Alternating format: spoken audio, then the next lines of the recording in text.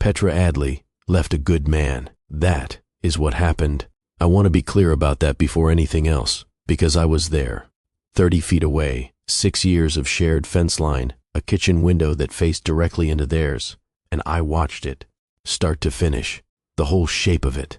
My name is Ingrid Fosse, and I have been a neighbor long enough to know the difference between a house that is struggling and a house that is breaking. I notice things, small things, the kind most people walk past without registering. The lights on at 2 in the morning, the car that sits in the driveway a few minutes longer than it should before the door opens, the sound of a conversation that has run out of softness. I notice. That is not something I say to flatter myself. It is simply the truth of living close to people for long enough that their patterns become part of your own. And I am telling you, Petra Adley left a good man at the lowest point of his life. I watched her load the car. I watched her put those kids in their seats. I watched Cormac stand in that doorway.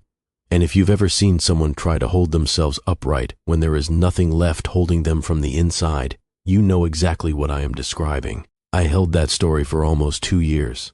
I told it to my husband. I told it to my sister. I told it to Cormac himself once, over his back fence on a night when he looked like a man who had forgotten what warmth felt like. I said, "You deserved better than this." I meant every word. I was completely wrong. Welcome. Whether you're here for the first time, or you've been with this channel long enough to know that the stories we tell here are never quite what they look like from the outside. If this is your first time, subscribe before we go any further. This one is going to ask something of you. Pay attention to what I'm certain about. The Adley house sat directly beside ours on Fernhill Court.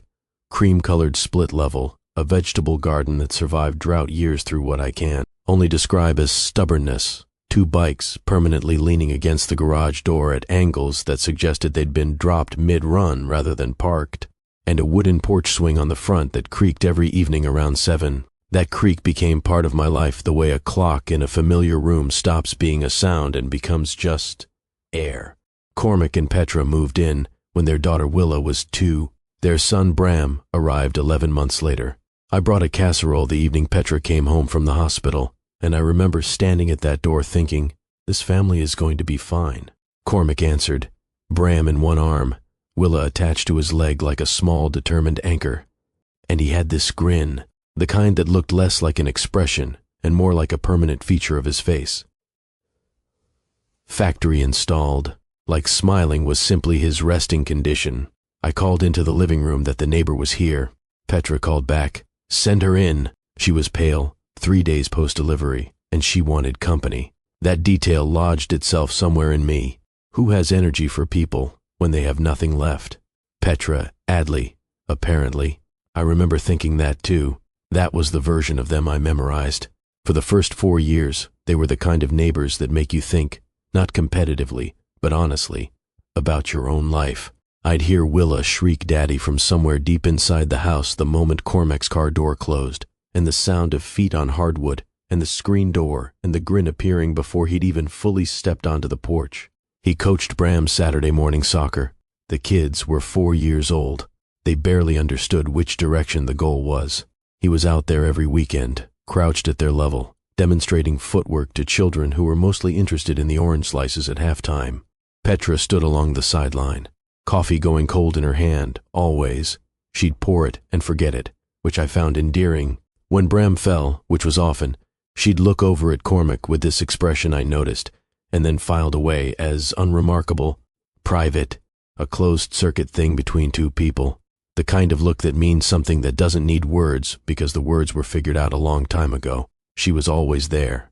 Every game, every school pickup I happened to see, every birthday setup, every driveway conversation, every evening on that porch swing when the creek drifted through my kitchen window, always there. The thing I did not notice, and I want you to hold this because it matters, is that I could describe every one of those moments through what Cormac was doing. His grin, his crouch, his arrival, his tears at the goal that went in sideways. Petra existed in every memory as a response to him, a warm one, a loving one, but a response. I didn't think to ask what she was doing when Cormac wasn't in the frame. I didn't know Cormac's father well. I'd met him twice, a quiet man named Ferris who drove up from the coast every Christmas with a cooler of fresh fish and a handshake that meant something. He stayed exactly 4 days, never more, never less. There was a precision to it that felt like courtesy, like a man who understood the difference between a welcome visit and an overstayed one. What I did notice, both times, was Cormac around him. I don't have a better word for it than lit. Something in Cormac's posture changed when Ferris was in that house. Looser, younger, almost. I saw them once through the window working on something in the garage. I couldn't tell you what, some mechanical thing neither of them seemed to be in a hurry to finish, and they weren't talking much, just existing in the same space with a comfort that looked like it had been built over decades. I clocked it, filed it away, told myself, fathers and sons, nothing unusual. That was the last Christmas Ferris came. He died in April of the 5th year. Sudden cardiac event on a Wednesday morning. Gone before the ambulance arrived. Cormac flew down alone. Petra stayed home with the kids, and when he came back 4 days later, he was quiet. That was the first word that came to me. Quiet. Not grieving quiet in the way I'd seen grief move through people before. The red eyes, the short fuse, the leaning on whoever was nearby. This was something flatter. He'd be in the driveway on a Saturday morning, hose in hand, water running, and he'd just stand there, not looking at anything in particular. Bram would come out and pull at his sleeve and he'd respond. He'd move, but there was a delay in it, a half beat, like the signal from the world was reaching him and then traveling somewhere before it came back as action. I told Dex, he's still grieving. Give him time. That was fair. That was the reasonable read of a reasonable woman watching from a reasonable distance. What I was not paying close enough attention to, what I would not understand until much later, was the other kitchen window. Ours faced their side yard, and so did theirs. I had a direct sight line into the Adley kitchen for 6 years. I'd watched Petra cook in it, help Willa with homework at that table, stand at the counter on the phone while something on the stove went untended. In the months after Ferris died, I started noticing something I couldn't name at the time. When Petra was alone in that kitchen, she moved normally, fluidly. Whatever she was doing, she was present in it. But when Cormac came into the room, and I saw this more than once, enough times that it registered as a pattern rather than a mood, there was a moment, brief, a small stillness, before she continued what she was doing, like something in her recalibrated. I read it as impatience.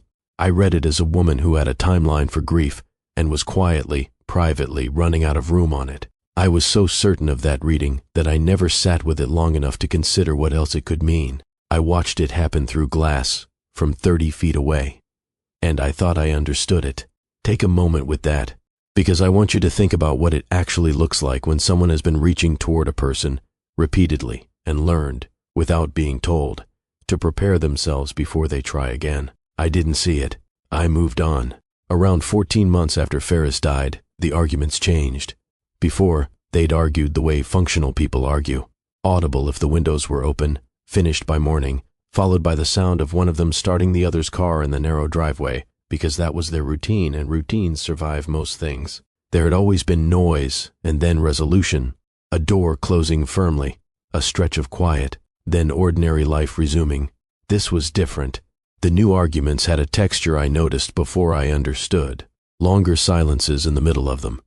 Not the kind where both people stop, but the kind where one person has spoken and is waiting for the other to arrive somewhere they haven't arrived.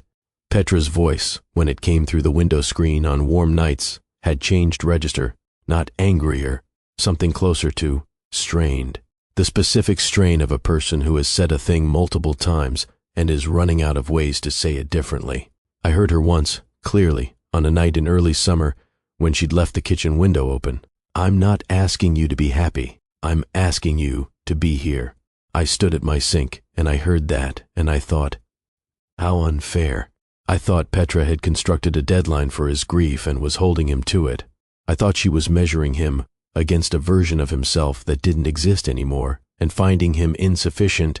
I thought, and I want to be honest about this because the honesty is the point, that she was fundamentally unsympathetic, that she had a good man in a hard season and was making it harder. That was the story I chose, and once I chose it, everything I saw went through it. What I did not think about, what I was not positioned to think about from where I was standing, was the inside of that house on an ordinary Tuesday. Not the argument nights, the regular nights. The ones where Petra came home from work, got the kids fed and bathed and into bed, and then went to find her husband.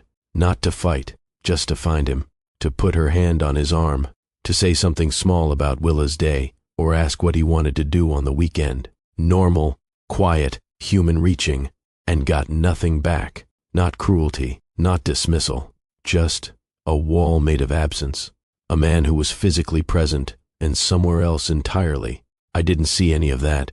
I saw the nights that spilled through the window screen. I saw the audible moments and built my case on them and ignored the hundreds of silent ones that had made them necessary.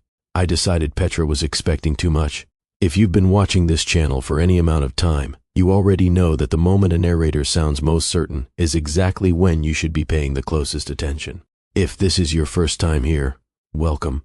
Hit subscribe, because what I'm about to tell you next is where I stopped seeing Cormac and started, finally, looking at his children. And what they saw was something else entirely. Children are not filtering for what they're supposed to see. That is the thing I know now that I wish I'd understood then. Adults watch people and make decisions about what the information means before the information has finished arriving. Children just report. No agenda. No loyalty to a story they've already written. They tell you what they saw the same way they tell you the sky is blue. Because it is. And because why wouldn't you say so? Willa was 7 by then. A serious child. Petra's dark eyes. Cormac's habit of going very still when she was thinking. She'd appear at the fence between our yards sometimes and we'd talk. The way neighbors and children talk. About nothing in particular. I liked her. I liked that she didn't perform cheerfulness. One afternoon she told me, without any setup, that her father hadn't come to her spring concert. I asked if he'd forgotten. She looked at me with those eyes. He remembered, she said. He just didn't come. There was no drama in how she said it. No bid for sympathy. Just the fact, stated plainly. The way she'd state any other fact. I felt a wave of something for Cormac in that moment. A specific sadness for a man losing pieces of his own life while he wasn't looking. I thought, this is what grief costs. Not just the person carrying it. Everyone around them. I felt sorry for him. I did not think about who was at that concert. Front row. Phone out. Learning every word of every song so she could sing them with Willa on the drive home. I know that now. I didn't think to ask it then. Bram was 5 that same spring. Unbothered by subtext in the way only 5-year-olds can be unbothered, which makes them, in hindsight, the most accurate witnesses in any household. He came to the fence one afternoon while I was pulling weeds and told me, conversationally, that his mommy cried in the car. Just like that. Filed between other observable facts about the world. I asked him when. He shrugged. Sometimes. Then he wanted to know if I had any of the crackers I'd given him the week before. And the conversation was over. I told myself it was stress. A busy woman. A full household. A difficult year. I told myself that people cry in cars because cars are private, and sometimes you need a private place, and it doesn't mean anything beyond that. I believed that because I needed to believe it. Because if Petra was crying in the car, regularly, in the one place she thought no one could see her, then she wasn't a woman running out of patience for her husband's grief. She was a woman running out of something else entirely. I know I was watching closely during those months. I told Dex that. I said, I'm paying attention to what's happening next door. And I can tell you exactly what Cormac wore on the Saturday he stood in the driveway with the hose. I can tell you the color of Bram's soccer cleats. I cannot tell you a single thing Petra was wearing on any of those days. Not one. Petra left on a Tuesday. I know it was Tuesday because I had trash at the curb, and I was moving it back up the drive when her front door opened. She came out with a suitcase, went back in, came out with another, went back in, came out with a bag of the kids' things, Willa's backpack over one shoulder, and Bram's stuffed rabbit tucked under her arm, the one he'd had since the hospital, gray and compressed from years of being held too tightly. 3 trips. Very calm. The kind of calm that doesn't come from not feeling anything. The kind that comes from the other side of feeling everything. When the decision is already made, and the only thing left is the doing of it. Cormac stood in the doorway, hands at his sides, not reaching, not speaking, nothing I could hear from where I was standing, and I was not pretending to do anything other than watch. I watched her load the car. I watched her buckle the kids in, one side then the other, the small practiced efficiency of A mother who has done this 10,000 times. I watched Cormac in that doorway with his hands at his sides, and I felt something harden toward Petra Adley that I carried for nearly 2 years. I went over that evening with a bottle of wine I didn't know how to offer without making it strange. I knocked, and there was a long pause, and then the kitchen light came on, like he'd forgotten the switch existed, and he opened the door. We sat at his kitchen table, and he talked for 2 hours, mostly about Ferris, not about Petra, not about the marriage or the kids or the car pulling out of the driveway that afternoon, about his father. The fishing trips up the coast where neither of them spoke for hours, and it was never uncomfortable. The phone calls he'd let go to voicemail because he always assumed there would be more time. The last conversation they'd had, which was ordinary, completely ordinary, and how that ordinariness sat in him now like something he couldn't digest. He cried, quietly, the way crying looks when it's been held in long enough that it releases without announcement. No build-up, just suddenly there, and then gone. I handed him a dish towel, because there were no tissues on the table. I walked home, and I said to Dex, before I'd even taken my coat off, she left him when he needed her most. It felt true when I said it. It felt like the clearest, most defensible sentence I had produced in months. Sit with what he cried about, not the woman who loaded a car that afternoon, not the children buckled into their seats, not the 6 years of a life being carried out of his driveway. He cried about his father. I called that grief. The audience already knows what to call it. The arrangement after Petra left was week on, week off. She never missed a handoff. Not once. She never arrived late, never left early, never used the schedule as leverage or the kids as messengers. Cormac would bring Willa and Bram to the end of the driveway on Sunday evenings, and Petra would be there at exactly the agreed time. Not a courtesy early, not a testing late, exactly the time, every week. I watched those handoffs from my porch, and I read Petra's composure as detachment, as evidence that she had closed the door on that marriage long before she packed the suitcases. A woman still in it, I told myself, would show something, some residue of feeling at a handoff, some flicker. She showed nothing, so I decided she felt nothing. Then one Sunday, Willa climbed out of Cormac's car, crossed the driveway, and buried her face in Petra's jacket. Just walked straight into her and held on. Petra folded over her immediately, one hand on the back of Willa's head, her chin coming down, and held her back with the particular grip of a mother who has missed her child in a way that doesn't get easier with repetition. Petra looked up once, briefly, not at Cormac, not at me, not at anything with a name, just up, and her face in that half-second was the most unguarded thing I had seen from her in 2 years. I was watching Cormac. I caught it in my peripheral vision and moved on. A man named Raphael Stern appeared about 14 months after Petra left. Sensible car, ordinary clothes. Nothing about him announced itself. I spotted him first on a Sunday drop-off. He'd driven the kids over, which meant he'd been at Petra's for the weekend, which meant he was a fixture, which meant I assembled the entire picture in under 60 seconds and went to Cormac's door that same evening. I thought I was being a good neighbor. I thought I was handling something that needed handling. He already knew. He'd known for 3 months. He sat with it for a moment when I brought it up, not visibly wounded, just still, the way he went still when something required him to be honest with himself. And then he said, "She waited a long time." I told him he didn't have to be gracious about it. That was the word I used. Gracious. Like what he was offering was a performance of maturity he'd earned the right to skip. He looked at me steadily. "I'm not being gracious," he said. "I'm just telling you what happened." I didn't know what to do with that sentence. I'd gone over there expecting to find a man who needed someone to be angry with him, and instead I found one who had already done the harder thing, who had sat alone inside the true version of events and made his peace with his own part in them. That was not the Cormac I'd built the story around. If you've been paying attention from the beginning, and I think you have, you already know exactly what he meant. I was still working it out. It didn't come as one moment. That's what I want you to understand about the way a wrong belief leaves you. It doesn't go all at once. It goes the way water finds a crack, slowly, by accumulation, until one day you reach for the story you've been telling, and it isn't solid anymore. The first piece came from Willa. She was 9 by then, old enough to have formed her own account of things, young enough to deliver it without diplomatic packaging. She was at my kitchen table one afternoon. Cormac had a work call running long, I'd offered to have her for an hour, doing a puzzle she'd brought from home. One of those 1,000-piece ones she approached with a methodical patience that was entirely her mother.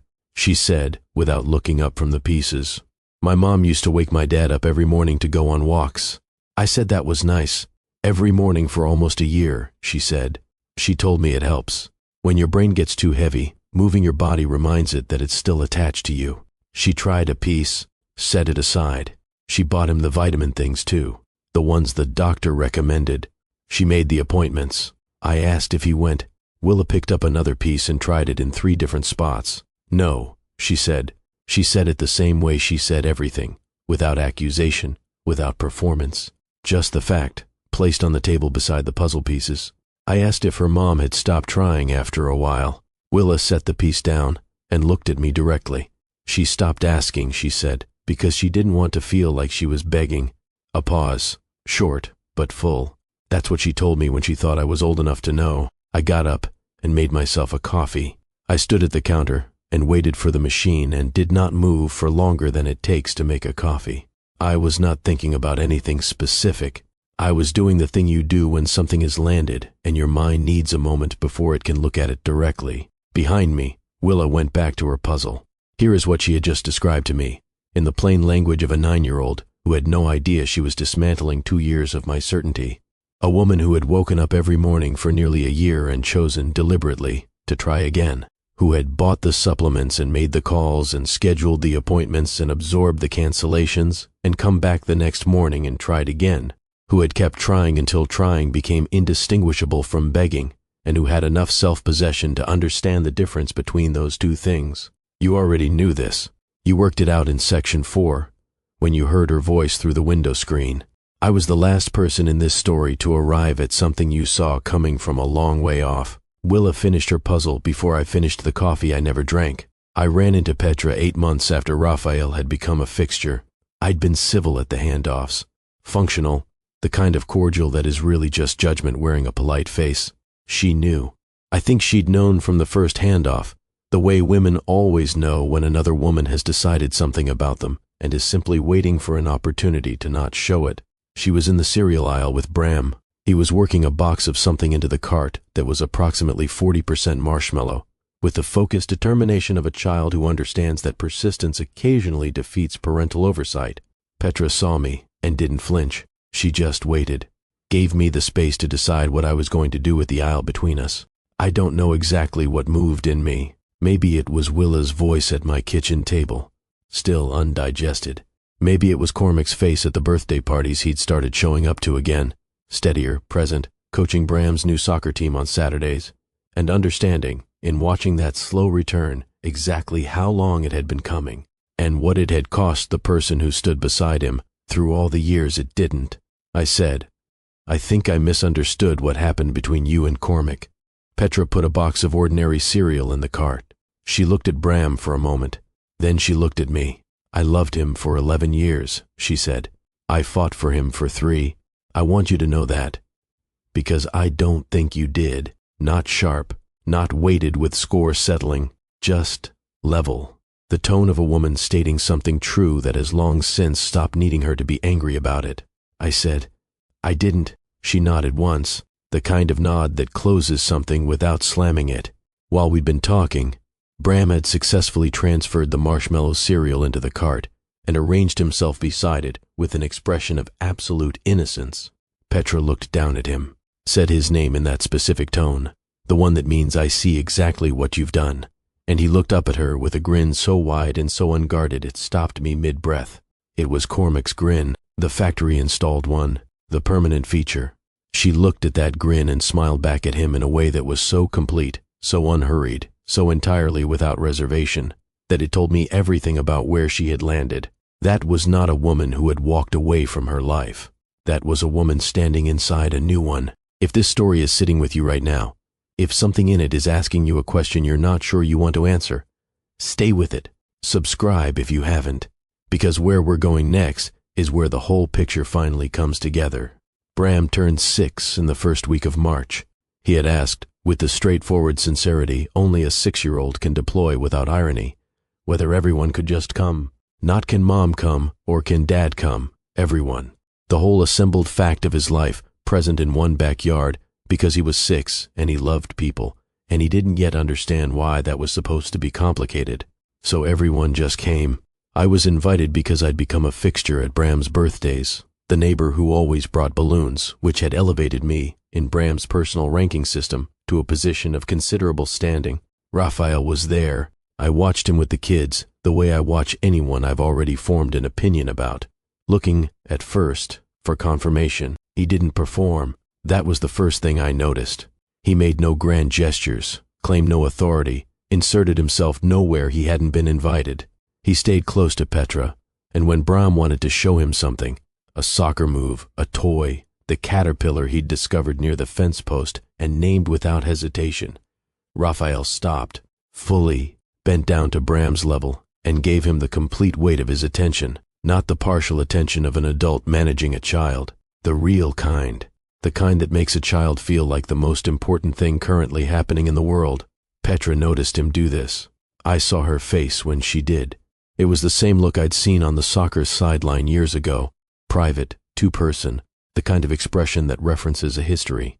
But it was different now, steadier, less like hope, and more like something already confirmed, something she had tested and found to be consistent. Cormac was across the yard with a plate of food he wasn't eating. He was watching them too. I waited for jealousy, for the jaw tightening, or the eyes cutting away. It didn't come. What came instead was something quieter and considerably harder to witness. Recognition. He was watching a man bend down to his son's level and actually look, and something in his face said he understood precisely what he was seeing. Not a rival, a mirror, a demonstration of the thing he had been asked to do for 3 years and had not done. Not out of malice, but out of an absence so gradual he hadn't felt himself going. He understood it now.